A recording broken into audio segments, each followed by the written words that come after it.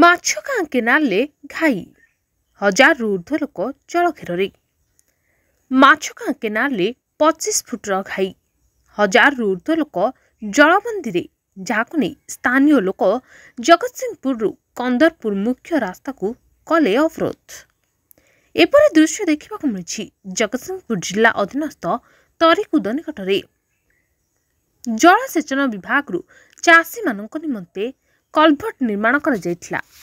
ତାହା ସମ୍ପୂର୍ଣ୍ଣ ରୂପେ ନିମ୍ନମାନର ହୋଇଥିବା ବେଳେ ଲଗାତାର ବର୍ଷାର କାରଣରୁ ପ୍ରଥମ ପାଣି କେନାଲରେ ଆସିବା ମାତ୍ରେ ତାହା ଦୁର୍ବଳ ବନ୍ଧର କାରଣରୁ କଲଭର୍ଟଠାରୁ ଆରମ୍ଭ କରି ଏକ ବିରାଟକାୟ ଘାଇ ସୃଷ୍ଟି କରିଛି, ଯେଉଁଥିରେ ହେକ୍ଟର ହେକ୍ଟର ଚାଷ ଜମି କ୍ଷତିଗ୍ରସ୍ତ ହୋଇଥିବା ବେଳେ 1000ରୁ ଊର୍ଦ୍ଧ୍ୱ ଲୋକ ପାଣି ଘେରରେ ଥିବା ଦେଖିବାକୁ ମିଳିଛି, ଯାହାକୁ ନେଇ ଆଜି ସ୍ଥାନୀୟ ଲୋକମାନେ ରାସ୍ତାରୋକ କରିଥିବାର ମଧ୍ୟ ଦେଖାଯାଇଛି। ଘଟଣାସ୍ଥଳରେ ଜଗତସିଂହପୁର ସଦର ଥାନାର ଭାରପ୍ରାପ୍ତ ଅଧିକାରୀ ପହଞ୍ଚି ସ୍ଥାନୀୟ ଲୋକଙ୍କୁ ବୁଝାସୁଝା କରୁଥିବାର ଦେଖାଯାଇଛି।